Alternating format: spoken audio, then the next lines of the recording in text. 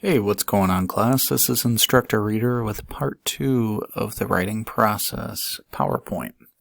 So we left off with recursive loops and milestones regarding the writing process, and I wanted to just do this as a little refresher on what we talked about. So we have the 5 stages of the writing process. We have preliminary writing, researching, thesis statements and outlines, drafting, and then your proofreading, editing, and revising stages.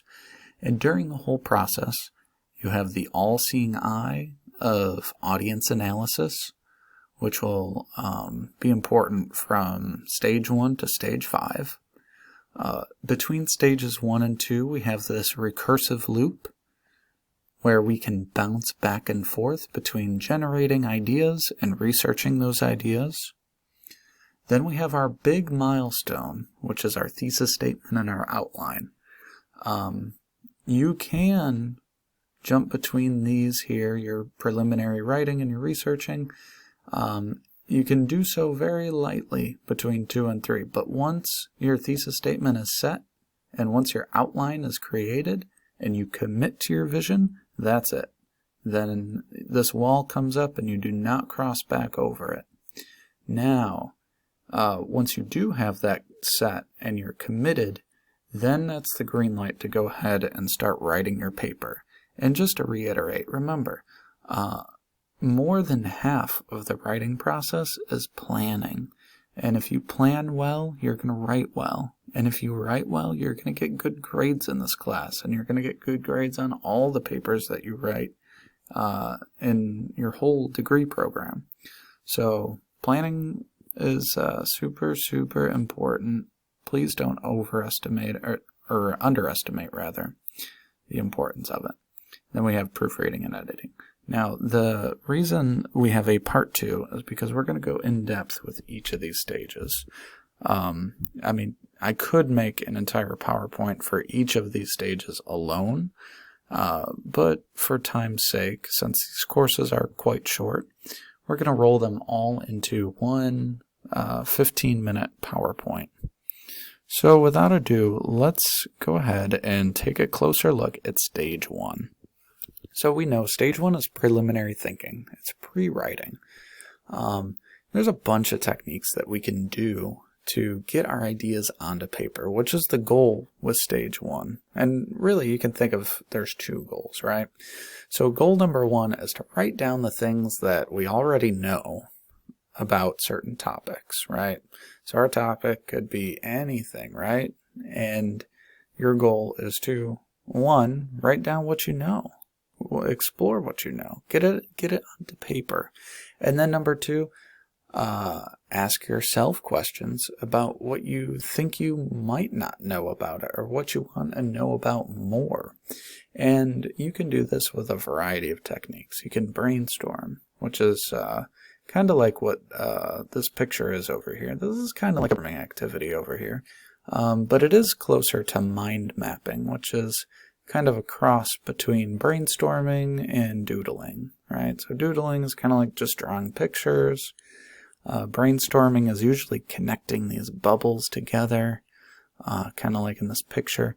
But mind mapping is combining the two. So you create these bubbles and you can doodle and draw and you're kind of creative with it. You're going to know what method works best for you, and you know yourself best. So how you generate ideas, how you categorize the world around you, how do you come up with solutions to problems. You're going to know your method better than anyone else, and your method is going to be different than someone else's or mine.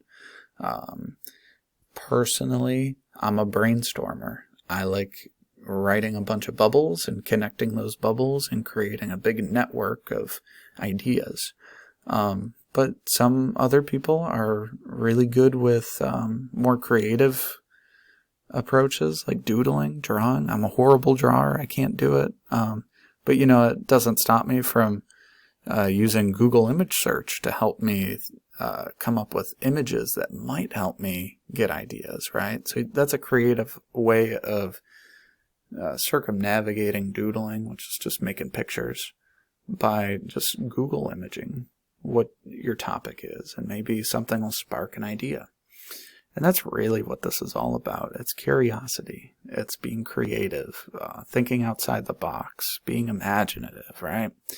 And that's kind of stage one, right? And like I said, it's a recursive loop with researching. So you can bounce back and forth between this idea generation phase and researching. Researching is all about looking for open-ended questions, not yes or no questions, because those are boring. We don't want that. We want to ask questions that'll help us lead to more questions. And don't be afraid to go down the rabbit hole of your topic, because a lot of topics that we're going to talk about in this course, especially controversial topics, which is going to be basically the central style of topic that we're going to be discussing in this class, the rabbit hole goes down far, and there's a lot of offshoots inside that rabbit hole that go all sorts of different directions, ethical directions, logical directions, and when you do this, you want to think in terms of those second, third, and fourth order effects. So you're not just thinking about the immediate impact of what you research. You're thinking about, okay, what could this cascade into later down the line? If you find research that says maybe has a short-term outlook on some particular, political policy or economic policy, then you can think creatively, critically, outside the box about those second, third, and fourth order effects. And when you generate those ideas, that will hopefully lead you to more questions, which will lead you to more resources of people, or, mostly experts, people who have researched in that topic, that have answers for those. So then they are kind of leading you down this path in this rabbit hole of how to navigate your topic in very complex ways that you didn't or couldn't do without research, right? And then another stage, or another aspect of the researching stage, is developing a working thesis. And you see I put that in quotations because it's not going to be permanent, right? We're not committing to this thesis statement. We're still working on it. We're just getting an idea of what we want to focus our essay on. And you want to limit this to a single sentence, and I'm going to be sharing a formula in class, so be on the lookout for that. And it's super helpful. Please use it. And at this point in your writing process, it's okay to change your thesis statement as you go, because when you go further into the rabbit hole and you start taking these detours, you're looking at these second, third order effects, you're going to change your mind, hopefully, about what you're researching, because you're going to have a more sophisticated understanding of what you're talking about, what you're eventually going to be writing about. So be flexible, but start thinking about pinpointing that thesis statement during this stage. And focus on high quality sources, right? So use the academic database. I'm going to be sharing a little walkthrough, a little step-by-step on that, so be on the lookout. And look at all the perspectives, not just the ones you agree with, right? Because when you're going down the rabbit hole, there's going to be some avenues that you don't necessarily agree with. Don't neglect those and don't ignore those. In fact, those are the ones that you need to research more, because when you argue in an academic sense, it's not really about proving yourself right all the time. It's about proving how you're not wrong as well. So you have to be defensive. You have to anticipate what your argument's opposition is and some of the major points that they have that you may have to contend with. And ignoring that does not, it doesn't fix that problem. You know, if ignore problems, or say around your house, right? A leaky faucet. It doesn't make the leaky faucet go away. You still have it there. It needs to be addressed. And the same thing happens with controversial topics. If there's a leaky faucet, if there's a legitimate argument that your opposition is putting forth, you need to have some sort of way to address it. And that's why I say never research to prove, always research to find out. Because this isn't a class in arguing what you think is right. It's what you find out is the truth. Okay? And the truth is usually much, much wider, much, much broader, and much more complex or even simpler than our view of it. And that brings me to the thesis statement and outlining phase, right? So this is the most important milestone. We talked about that. I talked about the metaphor, how the thesis is your compass, right? It provides you orientation and a sense of direction. It will tell you which direction to go if you get lost. And it's kind of like north on that compass. So everything you write in your paper will lead back to it. Everything you write in your introduction will lead up to it. It's really the most central sentence in your entire paper. And that's why it's so important to get it set in stone before you actually start writing your paper. And your outline, that's your pirate map, kind of like I talked about before. So maps are just scaled down versions of reality. And outlines are just scaled down versions of your essay. You can plot that journey from point A to point B. You can see those obstacles and opportunities along the way. You can plan out, hey, this is when I'm going to bring up this research that I found, and here's what the opposition said, here's their rebuttal, and you can map it out on one page. Usually an outline is no more than a page, especially in this class.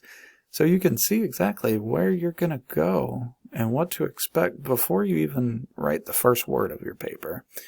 So once your thesis statement and outline are made, once you have that blueprint for that house, you stay true to it. You don't go back, you commit to it. Because if you do go back, then that's when things get a little messed up.